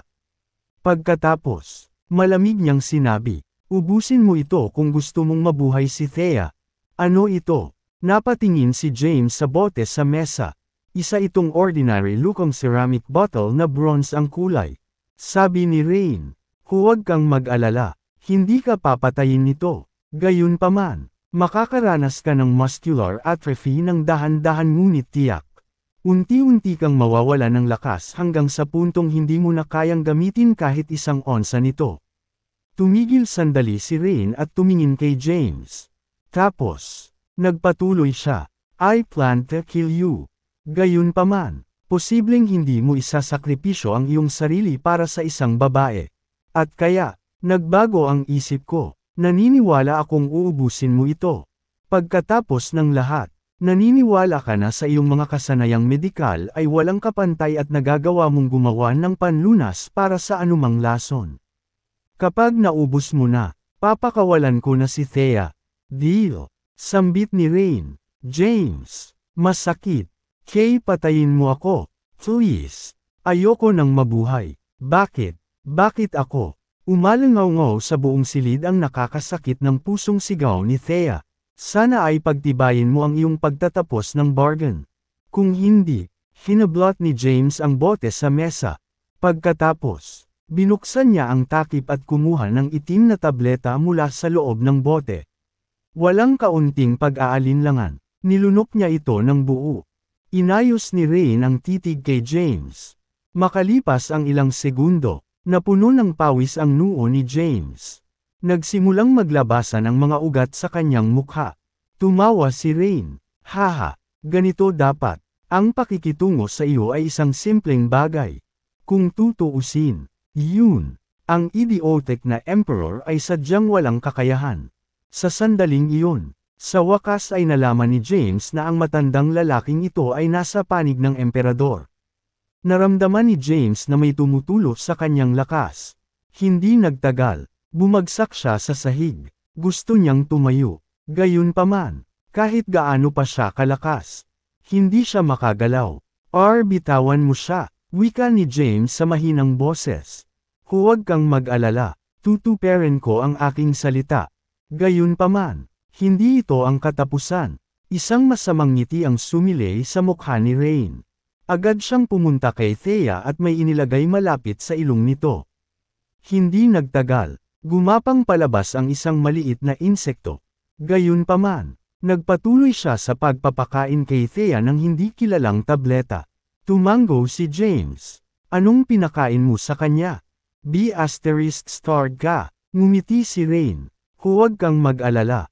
Hindi ito nakamamatay. Ito ay parasitic venom. Dahan-dahan itong kumakalat sa buong katawan niya. Ang kanyang balat ay unti-unting mabubulok. At ang mga itim na butik ay lilito. Magiging isa siya sa mga pinakapangit na babae sa mundo. Pagtingin kay James, ngumisi si Rain. Pagkatapos ng lahat, ang Emperor ay hindi nagawang patayin si James sa kabila ng lahat ng kanyang mga pukana at maliit na panlilinlang. Siya naman ay nagtagumpay sa isang pagtatangka. James, ipapaalam ko sa iyo na may balak akong patayin ka. Sa katunayan, maaari ko pa ring piliin na patayin ka dito ngayon. Gayunpaman, bago umalis sa monasteryo, ako sa isang tao na nagpapatuloy sa iyong buhay. Kakapit ka sa buhay sa kalahating buhay. Mabuhay ka man, mapalayan ka, nanghihina ba ang buong katawan mo? At ganyan kung paano nangyari ang iyan. Ito ay isang laso na espesyal na ginawa ko para harapin ang mga taong may mataas na kasanayan na tulad mo. Nakakahiya, naabot mo na ang rurok ng martial arts. Kung patuloy kang lalago, tiyak na lilipat ka ng isang hakbang. Nakakahiya na hinding-hindi mangyayari ito. Huwag kang mag-alala, hindi ka mamamatay kaagad. Unti-unti kang mawawalan ng lakas. At unti-unting lumiliit ang iyong kalamnan. Sa una, maaari ka pa ring umupo sa isang upuan. Gayunpaman, pagkatapos ng ilang taon, maaari kang manatiling nakarite. Pero huwag kang mag-alala. Pagkatapos ng ilang maikling taon ng matinding sakit, malapit ka nang mamatay. Hahaha, Tumawa si Rain. Kabanal-banalan. Ito ang gamit ni James. Isang lalaki ang lumapit kay Rain at ipinakita sa kanya ang mga pilak na karayom at ang munting bakal na alambre na nakita kay James. Napatingin si Rain sa mga gamit. Bagaman sanay siya sa mga parasitic venoms, wala siyang alam tungkol sa sining ng medisina. Pakiramdam niya ay wala siyang pakinabang sa mga bagay na ito. Hindi niya alam kung ano ang kaya ng crucifer. Inihagis lang niya ang mga gamit sa tabi ni James at malamig na sinabi, "Ibalik mo sa kanya ang mga gamit niya." Ang kanyang alipores ay nagtanong, "Bakit hindi natin siya patayin kaagad?" Nais kong. Napabuntong hininga si Rain. Kayden pa naman siya eh. Umaagos ang dugo ni Kayden sa kanyang mga ugat. At saka, nangako ako sa isang tao na ililigtas ko ang kanyang buhay. Ngayong hindi na siya threat. Ayos lang. Ipauwi mo na lang siya sa sarili niyang device. Pagkatapos, tumalikod si Rain para umalis. Hindi na masakit ang ulo ni Thea. Alam niyang pinakain siya ni Rain ng panibagong lason. Gayunpaman, maayos pa rin siya sa sandaling iyon. Magulo ang buhok. Tumayo siya at pasuray-suray na tinungo si James. Gusto niyang tulungang makatayo si James. Gayunpaman, hindi siya makapagbigay ng anumang lakas sa kanyang sarili. James, hindi ka namamatay sa akin. Naluluha siya. Kasalanan ko ang lahat kung bakit ka nasangkot. Nakahiga si James sa sahig. Sa sandaling iyon, hindi siya makapagbigay ng kahit isang onsa ng lakas. Siya ay isang doktor na may mataas na kasanayan sa sining ng medisina. Gayunpaman, hindi niya maisip ang kanyang kasalukuyang kalagayan. Gusto man niyang tumayo ay hindi niya magawa. "Di huwag mo akong hawakan. Hayaan mo akong magpahinga saglit." Naramdaman ni James na may tumutunog sa kanyang tenga. Napabuntong hininga si Thea. Nang marinig iyon ni Thea ay napatikip siya ng bibig. Humiga si James sa sahig at nagpahinga. Pagkaraan ng 10 minuto, naramdaman niyang nakabawi na siya ng kaunting lakas. Gayunpaman, halos hindi na siya makatayo. Tumayo siya at sinubukang gumawa ng ilang hakbang. Bagamat kaya pa niyang maglakad, bawat hakbang niya ay tila ba nakakainis siya. Man it. Anong klaseng lason ito? Umupo si James sa upuan at nagmura. Kasabay nito, iniwan ni Rain ang Mount Thunder. Tinawag niya ang emperador. Napilayan ngayon si James. Hindi na siya magiging banta sa iyo. Gusto ko siyang patayin. Banta siya sa akin habang nabubuhay siya. Mahinahong sinabi ni Rain. Wala siyang pinagkaiba sa patay na tao. Pero siya pa rin ang Dragon King. Isa sa pinakamakapangyarihang lalaki kay Saul. Hindi ako mapakali dahil alam kong buhay pa siya. Kung ganoon, mag-isip ka ng paraan para tanggalin siya sa kanyang posisyon. Ikaw ay isang master ng intriga. Naniniwala ako na dapat itong maging isang piraso ng cake para sa iyo. Nakuha ko. Inip na ibinaba ng emperador ang telepono. Akala niya ay patay na si James kapag nagawa na ni Rain ang kanyang hakbang. Ngayon, gayunpaman, iniligtas ni Rain ang buhay ni James. Matapos ibaba ang telepono, hinapload niya ang kanyang baba. Nag-iisip kung paano naalis ang Black Dragon sa kanyang matayog na posisyon. Si James ay nagsagawa ng mahusay na serbisyo para sa Saul sa larangan ng digmaan. Hindi lang iyon, ginawa siyang Dragon King. Ang pagtanggal ng bayani at tagapag-alaga ni Saul sa kanyang posisyon ay hindi madaling gawain. Pagkatapos ng ilang pag-iisip, sumilay ang ngiti sa kanyang mukha. James, tapos na ang lahat para sa iyo. Walang lakas si James. Kaya umupo siya sa upuan at nagpahinga. Pumikit siya. Naalala niyang nakita niya ang mga record ng GU sa mga medikal na aklat na nabasa niya. Ang isang GU ay isa lamang sa maraming nakakalaso na insekto. Sa pagkakaalam niya, ang pagpapalaki ng isang GU ay isang mahirap na gawain. Kakailanganin ng isa na hulihin ang maraming nakakalasing na insekto at gawin silang patayin ang isa't isa. Ang huling nakatayong insekto ay isang GU. Samantala, ang iba't ibang gas ay may iba't ibang epekto. Hindi alam ni James kung anong uri ng GU ang nasa loob ng kanyang katawan.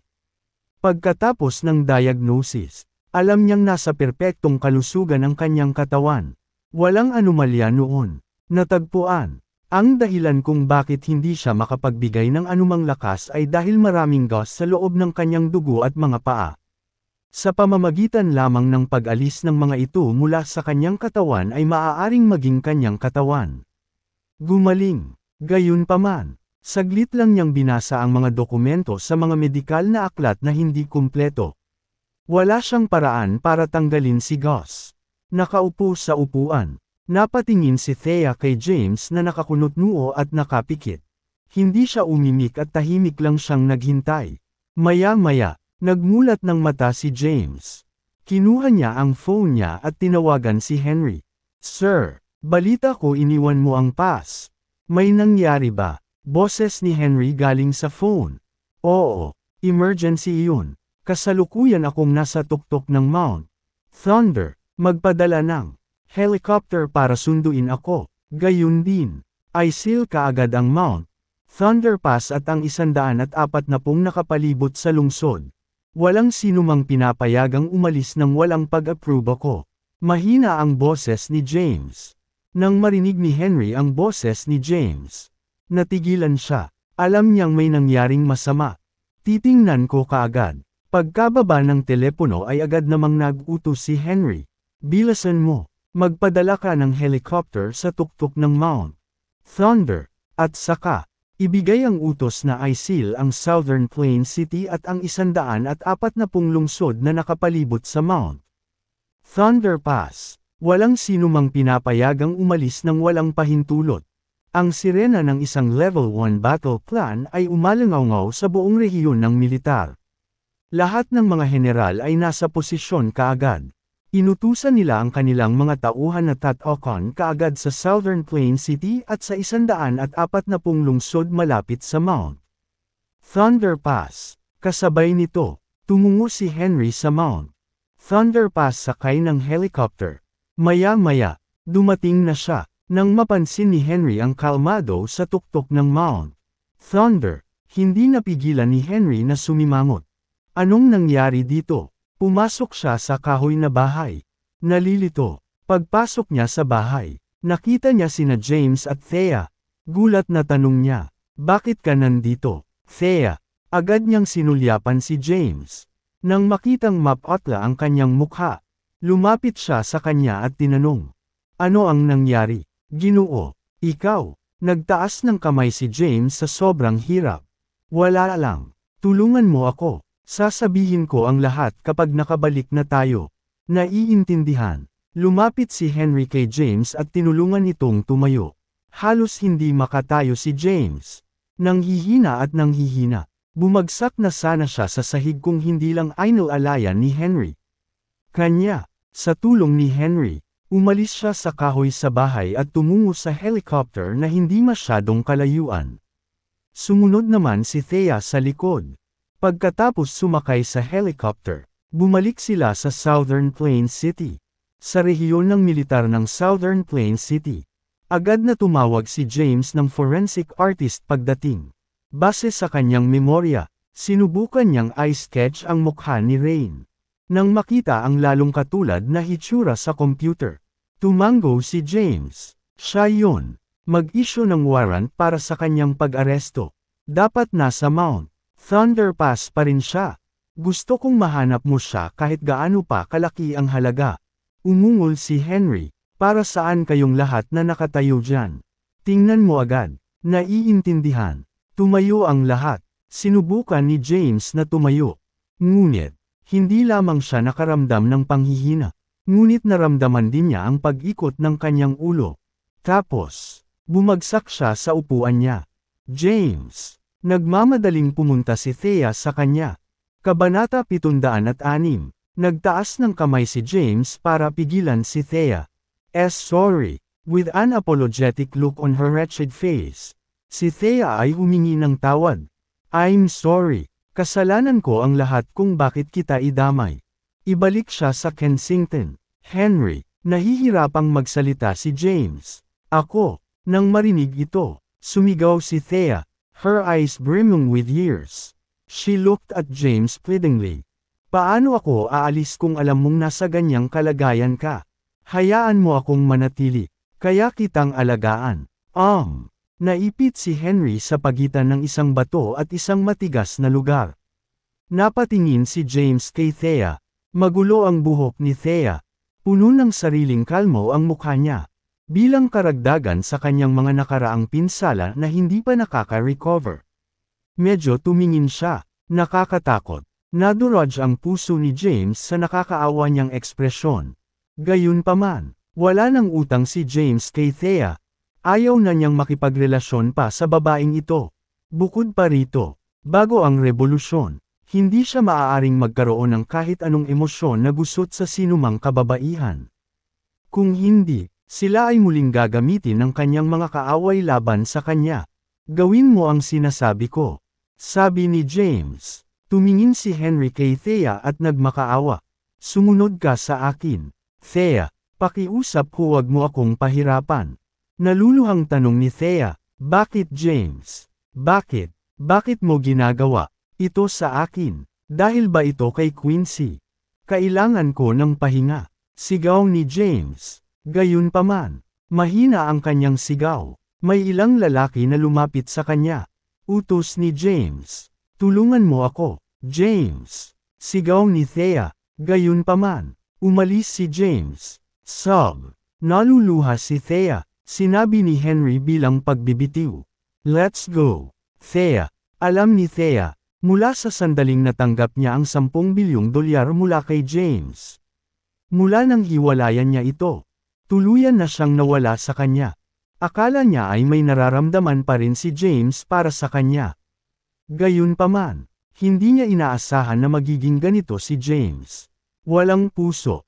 Tumakbo siya palabas. Humihikbi. Sumunod naman si Henry sa likod. Pagkatapos ay personal niyang inayos ang isang pribadong eroplano upang ibalik si Thea sa Kensington. Malapit sa private plane, hindi naiwasang magtanong ni Henry. Anong nangyari, Thea? Anong meron kay James? May hindi tama sa kanya. Mukhang nanghihina na siya. Sob. Naluluha na naman si Thea. Tumigil ka sa pag-iyak. Pakisabi sa akin. 23. Dinukot nila ako at ginamit para i-blackmail si James. Maluhaluhang ikinukwento niya ang sunod-sunod na pangyayari. Ano? Bulalas ni Henry. Sinasabi mo ba na ang mga kalamnan sa buong katawan ni James ay kukurot hanggang sa puntong hindi na siya makakatayo? Humihikbi si Thea. Oo, yan ang sinabi ng naglason sa kanya. Ako wala akong ibang alam. Tumigas ang ekspresyon ni Henry. Pagkaraan ng mahabang panahon, huminga siya ng malalim at sinabing, sige, naiintindihan ko na. Hahapin ko yung naglason kay James. Wala na siyang mapagtatagwan. Dahan-daang sumakay si Thea sa private plane. Pinanood siya ni Henry na sumakay sa pribadong eroplano at umalis. Nagsuot siya ng malungkot na ekspresyon. Aysil ang lungsod. Huwag hayaang dumaan ang isang langaw. Pakilyusan ang hukbo at hanapin ang hangganan. Huwag mo siyang hayaang makatakas. Kabanata 707. Sa Black Dragon Palace. Tinanggal ni James ang damit niya. Sa ngayon, naka-undergarments lang siya. May mga pilak na karayom sa kanyang katawan. Sinusubukan niyang iligtas ang sarili. Ginamit niya ang mga pilak na karayom at sinubukang ilabas ang gas sa kanyang katawan. Gayunpaman, pagkatapos ng isang buong araw ng trabaho, ito ay walang silbi. Ang gas sa loob ng kanyang katawan ay napakaliit. Hindi niya maalis ang mga iyon kahit anong pilit niya. Kapag nag-mature na si Gus, mapilayan siya. Pagkatapos ng lahat, ang pil na pinilit ni Rain na inumin ay goo larvae. Mayroong hindi mabilang na gas sa loob ng isang tableta. Kapag nainom, matutunaw ang tableta sa kanyang tiyan. Pagkatapos, ang larvae ay agad na incubated at magiging malaki gas. Susundan nila ang daloy ng dugo ni James at sinisipsip ang lahat ng sustansya sa kanyang katawan. Ang mahinang lakas ni James ay maaaring may ugnay sa pag-ubos ni Gus ng kanyang mga sustansya. Tinanggal ni James ang mga pilak na karayom sa sobrang kahirapan. Pagkatapos, umupo siya sa sofa at nag-isip. Nakakahiya na wala siyang alam tungkol kay Gus. Kung hindi ito dapat maging napakahirap na alisin ang lason. Kasabay nito, tinatakan ni Henry ang Southern Plains City at ang 140 lungsod na kamakailan lamang ay isinama sa SAL. Walang pinayagang umalis. Umikot sa kalangitan ang mga combat aircraft. Ang mga nakabaluti na kotse at tangke ay nasa mga kalsada. Binantayan ng mga lalaking kumpleto ang sandata ang mga choke point ng lahat ng mga sipi. Anong nangyayari? Nakikilos na ba ang hukbo ng Black Dragon? May kikipaglaban ba tayo ng isa pang digmaan? Sana hindi. Kamakailan lang ay na-annex kami sa SAL. I'm planning to work hard and earn money to marry my girlfriend. Kung sumiklab ang digmaan, magiging miserable ang buhay natin. Nang makita ang pagbuo ng hukbo, ang mga sibilyan ng 140 lungsod ay miserable. Matapos mabuklad ang buong rehiyon, personal na pinamunuan ni Henry ang hukbo at nagsagawa ng blanket search malapit sa Mount Thunder Pass. Dahil ang insidente ay nangyari kamakailan, ang kaaway ay hindi dapat lumayo. Dapat ay nasa paligid pa rin sila ng lugar. Lumipas ang isang araw. Matapos maghanap ng isang buong araw, nakuha lamang ng hukbo ng Black Dragon ang ilan sa mga nasasakupan ni Rain. Gayunpaman, hindi nakita si Rain. Para siyang nawala ng walang bakas. 9:00 ng gabi, nagmamadaling tinungo ni Henry ang Black Dragon Palace. Sir, parang nawala si Rain ng walang bakas. Kahit na tinatakan namin ang buong rehiyon at nagsagawa ng blanket search. Wala kaming nakitang bakas sa kanya. Iilan lamang sa kanyang mga nasasakupan ang nahuli. Matapos tanungin sila, napagtanto namin na hindi rin nila alam ang kanyang kasalukuyang kinaroroonan. Nakasimangot si James na nakaupo sa sofa. Sa sandaling iyon, maririnig ang nagmamadaling yabag, nakasuot ng nag-aalalang ekspresyon. Mabilis na tumawid si Levi. May nangyaring masama, sir. Sinulyapan siya ni James at nagtanong. Anong ibig mong sabihin? Bakit parang balisa ka? Puno ng pawis ang noo ni Levi. Nagpupunas ng pawis. Levi, 2/3. Nagmamadaling sinabi. Sir, why ikaw ay naiulat na? Ha? Nangunot ang noo ni James. Naguguluhan. Nagtanong si Henry. Iniulat. Oo. Nagpatuloy si Levi. Nasa internet na ito ngayon. Ano ba ang nangyayari? Tanong ni James. Paliwanag ni Levi. Kaninang tanghali, may nagulat na nalustay mo ang pera para pagyamanin ang iyong sarili habang ikaw pa ang Black Dragon. Sa liham ng akusasyon na ito, malinaw na naitala ang bawat sentimo na iyong natanggap. Kabilang dito ang insidente kung saan bumalik ang Black Shadow General sa Southern Plains at humingi ng daan-daang bilyon mula sa mayayaman at ang katotohanang inabuso mo ang iyong kapangyarihan bilang Dragon General para sa pilitang kunin ang transgenerational New City sa Kensington. Pawis na pawis si Levi. Sa una, ang liham ng akusasyon na ito ay nagpadala ng ipinadala sa komite ng pagdidisiplina. Gayunpaman, ito ay na-dismiss at ang nilalaman ay hindi isiniwalat. Gayunpaman, marami pang iba ang nagsimulang magpadala ng parehong liham ng akusasyon. Hindi nagtagal, natapos na ang lahat. Internet, anong dog's tea? Itim na dragon, ang tagapag-alaga ni Saul. Isa lang siyang corrupt figure. Pinayayaman ang sarili sa $1 trilyon. Kabanata 708. Hindi lang iyon. Lumalabas na noong nakaraang insidente sa Mount Thunder Pass, ang 20 bansang alyansa ay nagbayad ng mga reparasyon sa digmaan na nagkakahalaga ng $9 trilyon. Gayunpaman, ang National Treasury ay nakatanggap lamang ng $1 trilyon. Ang natitira ay pumasok sa mga bulsa ng Black Dragon. Ang internet ay nagkakagulo. Nang marinig iyon, naging malungkot ang ekspresyon ni James.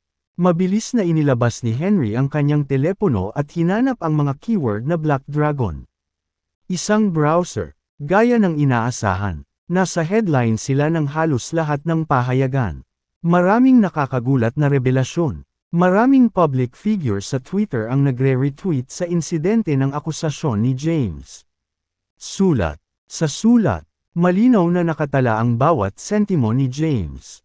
bawat kilos na ginawa niya, at bawat taong pinatay niya. Nang makita ito, nagdilim ang mukha ni Henry. Sinabi niya, ito ay lubhang di ko nais sa iyo.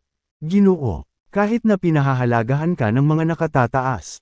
Haantong ito sa kawalang kasiyahan ng publiko kapag ang nilalaman ng liham kumakalat. Para patahimikan ng publiko, tiyak na gagawin kang scapegoat ng mga nakatataas. Huminga ng malalim si James. Alam niyang may pumupuntirya sa kanya. Ang emperador ay nasa likod ng mga eksena sa lahat ng ito mula sa matinding labanan laban sa 28 nation martial art gurus sa kasalukuyang pangyayari. Kahit nalumpo na si James, walang plano ang emperador na payagan siya. Off the hook. Walang pakialam si James sa pera. Sa kanyang posisyon, hindi maiiwasan na maraming mag-alok sa kanya ng mga regalo. Hindi niya kayang tanggihan silang lahat. Hanggat ang mga nakatataas ay pumikit sa kanyang mga aksyon, magiging maayos ang lahat. Gayunpaman, sa isang lugar sa daan, tumawid siya sa linya. Dapat na alam ng mga nakatataas ang tungkol sa kanyang pag-alit na pagkuha sa Transgenerational New City at ang kanyang maling paggamit sa mga reparasyon sa digmaan. Ngayon na ito ay isiniwalat. Ang mga nakatataas ay hindi uupo ng walang ginagawa. Pinunasan ang pawis sa kanyang noo. Tinanong ni Levi, ano ang dapat nating gawin ngayon? Ang liham ng akusasyon ay puno ng mga argumentong may basehan. Kapag nag-utos ang mga nakatataas na magsagawa ng pagsisiyasat sa usapin, ang paghahanap ng konkretong ebidensya ay isang bagay na lamang ng oras. Pagkatapos ng maling paggamit ng napakaraming pondo, baka matanggap pa natin ang kamatayan. Parusa, Sir. Napatingin si Henry kay James na malalim ang iniisip.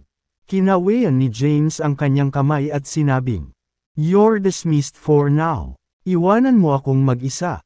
Naiintindihan. Tumango ang dalawa at umalis. Sumandal si James sa sofa. Sa kanyang 10 taon sa militar, umakyat siya sa mga ranggo mula sa karaniwang paa. Sundalo sa Dragon King. Ni minsan ay hindi niya sinamantala ang pinaghirapang yaman ng karaniwang tao. Ni minsan ay hindi siya nakapatay ng inosenteng tao. Pinapatay lang niya ang mga taong nakakas sa hustisya. Kung tutuusin, nasa kanya ang blade of justice. May karapatan siyang gawin iyon. Gayunpaman, ang maling paggamit ng mga pondo ay isang lubhang kontrobersyal na isyu sa si Saul. Ang sinumang sangkot sa misdemeanor na ito ay mahigpit na pagagalitan. Inilabas ni James ang kanyang telepono at saglit na binasa ang balita. Magdamag, ang bayani ng Seoul ay naging isang pariah. Maraming netizens ang nanawagan sa bansa na parusahan si James. Ang ilan ay nagsama-sama pa at sumulat ng petisyon sa estado na humihiling ng investigasyon sa usapin. Kung totoo ang mga paratang laban sa kanya, siya ay nasa matinding problema. Kabanata 10. Nang makita ito, hinimas ni James ang kanyang mga templo. Gaano mahirap, bago niya mahawakan ang gas sa kanyang katawan. Nagkaroon ng ganitong kahihinatnan.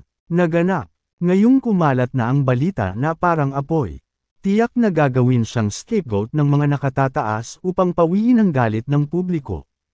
Iko-consider niya ang sarili niyang maswerte kung siya ay nabawasan lamang. Gayunpaman, sa malamang, siya ay itatapon sa bilangguan o posibleng pagbabarilin pa. Iyon ay dahil hindi kailanman sasalungat si Saul sa kagustuhan ng mga tao nito para lamang sa kanya. Kung tutuusin, ang boses ng mga tao ang naging pundasyon ni Saul. Kabanata 709. Ang gabing ito ay magiging isang walang tulog na gabi para kay James. Si James, ang Commander-in-Chief ng Southern Plains at isa sa 5 Commander-in-Chief ng Saul, ay isang lalaking nakatayo sa tuktok ng kapangyarihan. Pyramid. Hindi lamang siya ang tagapag-alaga ni Saul, ngunit siya rin ay isang pambansang bayani. Kagagaling lang niya sa Southern Plains City mula sa kaaway ng walang pagdanak ng dugo. Ang mga mamamayan ng Saul ay pinaulanan siya ng papuri. Gayunpaman, sa isang solong liham ng akusasyon, agad siyang naging isang pariah. Nagkagulo ang internet. Inilarawan si James bilang ang kanser ng bansa. Siya ay labis na sinaway. Bumaba sa Black Dragon, sa Heavenly Palace of the Capital. Ito ang tirahan ng Hari ng Sol. Ang kataas-taasang komandante ng bansa. Sa looban ng tirahan, nakasuot ng kulay abong suit ang Supreme Commander.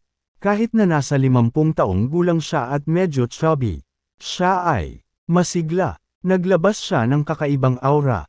Sa sandaling ito, nakaupo siya sa isang gazebo at humihigop ng kanyang tsaa. Sa harap niya ay isang nasa katanghaliang gulang na lalaki. Ang kanyang pangalan ay Hendrix Hudson. Siya ang kalihim ng Hari ng Sol. Ang kanyang natatanging posisyon ay ginawa siyang isa sa pinakamakapangyarihang tao sa bansa. Hendrix, ano sa tingin mo dito? Sandaling natigilan si Hendrix. Pagkatapos, tinanong niya, ano ang ibig mong sabihin? Maaari ko bang itanong? Sumulyap kay Hendrix. Humigop ng tsaa ang Hari ng Sol. Alam mo ang sinasabi ko. Tungkol sa, Sir, ang ibig mo bang sabihin ay ang mga paratang kay James Cayden? Ang Dragon King. Kumalat na parang apoy ang balita sa internet. Huli na para ay censor ito ngayon. Ano sa tingin mo? Tumingin ang Supreme Commander. Kung ganoon, Hendrix, gayunpaman, sa sandaling iyon, nagmamadaling lumapit sa kanila ang isang lalaki. Nakasuot ng itim na suit. Mukha siyang masigla. Gayunpaman, suot niya ang isang nag-aalalang ekspresyon. Lumapit siya sa kanila at nagmamadaling sinabi, may nangyaring masama, Sir. Ang Dragon King ay naiulat. Ang Procuratorate ay puno na ngayon ng hindi kilalang mga liham ng akusasyon laban sa kanya. Hindi lang iyon, libo-libong mga sibilyan ng Solin ang humihiling na imbestigahan natin ang bagay na ito.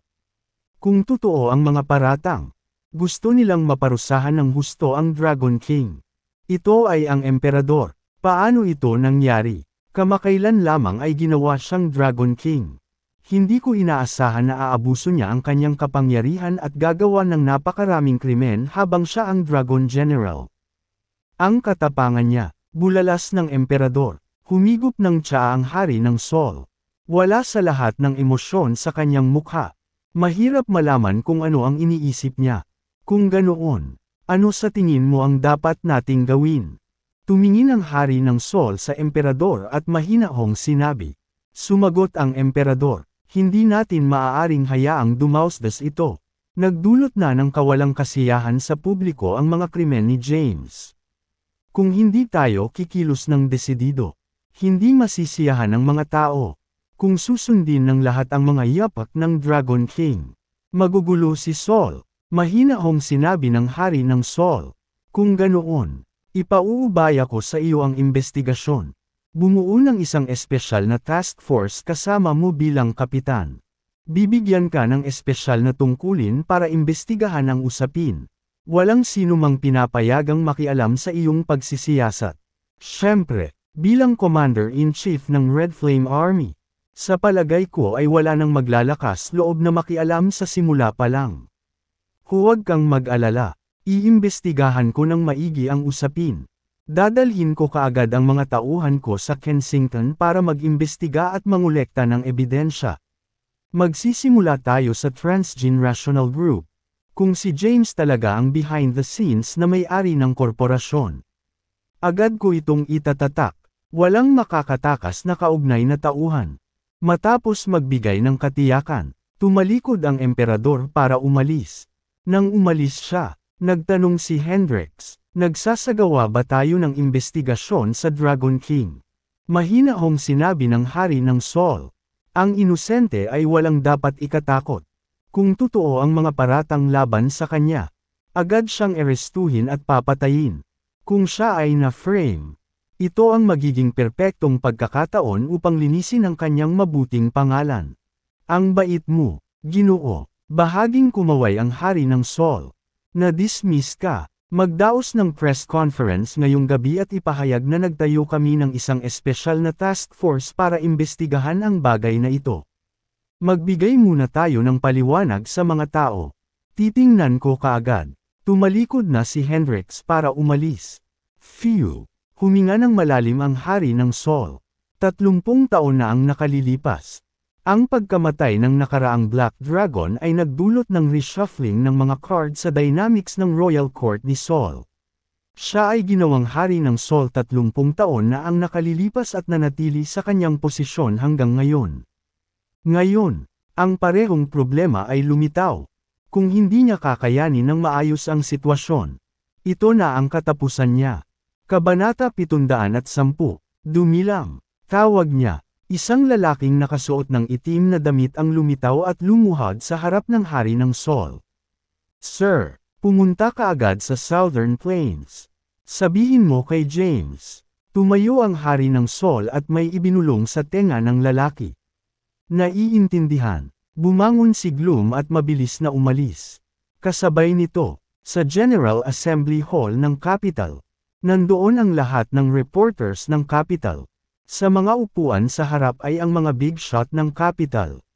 Na kinabibilangan ni Hendricks, Hudson, ang kalihim general, si Leroy Tucker, ang punong tagapagpaganap, at ang emperador, ang pinunong komandante ng hukbong pula ng apoy. Pangkalahatang kalihim Hudson, maaari ko bang tanungin kung ano ang balak gawin ng mga nakatataas tungkol sa mga paratang laban sa Black Dragon? Tanong ng isang reporter. Nakaharap sa hindi mabilang na mga kamera. Inihayag ni Hendricks, hindi namin kukonsintihin ang ganitong krimen. Ang katiwalian ay ipinagbawal sa Sol sa loob ng libo-libong taon. Maraming dinastiya ang bumagsak dahil sa kanilang mga tiwaling politiko. Kaya naman mahigpit, nating parurusahan ang lahat ng mga corrupt na tao. Kung ganoon, maaari ko bang tanungin kung paano hahaharapin si James? Sinabi ni Hendricks ng may kumpiyansa. Nagtatag kami ng isang espesyal na anyo ng gawain na pinamumunuan ng Emperor. Ang Commander-in-Chief ng Red Flame Army upang imbestigahan ang bagay na ito. Kung magiging totoo ang mga paratang, ang Black Dragon ay kakasuhan sa korte. Lahat ng mga Solin ay binibigyang pansin ang pangyayaring ito. Pagkatapos ng press conference, marami ang natuwa. Gayunpaman, ang ilan ay nag-aalala na may sakit. Sa isang villa sa Kensington, isang babaeng nakapijama ang nakaupo sa sofa at nanunood ng balita sa kanyang laptop. 2/3. Si Quincy iyon. Pinagtutuunan niya ng pansin ang pag-unlad ng pangyayari matapos malaman na may nangyari kay James noong hapon. Mapanood ang press conference. Naging malungkot ang kanyang ekspresyon matapos. She murmured. Anong nangyayari? Saan nagmula ang lahat ng mga paratang na ito? Kinuha niya ang phone niya at tinawagan si James. Gayunpaman, walang sumasagot sa tawag. Nag-aalala siya. At the same time, balisa rin si Scarlett, bilang nominal na tagapangulo ng Transgenerational Group. Ang pasukan sa gusali ay napuno ng mga mamahayag matapos ibunyag ang kumpanya na ginawa ni James. Maraming tao ang lumitaw sa labas ng kumpanya at binato ito ng mga bulok na itlog. Sinubukan niyang tawagan si James para humingi ng karagdagang tagubilin. Gayunpaman, hindi natuloy ang tawag. Nag-aalala rin si Thea. Pagkatapos bumalik sa Kensington, kumalat ang balita ng misdemeanor ni James. Matapos maranasan ang nangyari sa Southern Plains, alam niyang may pumupuntirya kay James. Tiyak na sila ang nasa likod ng mga paratang. Sfi, sinubukan din niyang tawagan si James para tanungin ang sitwasyon niya ngayon. Gayunpaman, hindi kinuha ni James ang kanyang telepono. Ang mga paratang laban kay James ay nagulat sa lahat ng mga Solin. Samantala, si James ay nasa Black Dragon pala sa Southern Plains. Nanood siya ng press conference. Alam niyang tiyak na gagawin ng hari ng Sol ang ganitong paraan. Pagkatapos ng lahat, ito ang tanging paraan upang mapawi ang galit ng publiko. Nakasandal sa sofa, hindi siya makapagbigay ng kahit anong lakas. Halos ilang araw na siyang hindi kumakain. Maraming tao ang nakatayo sa tabi niya. Si Henry, Levi, at ang Elite 8 ay pawang nakasimangot.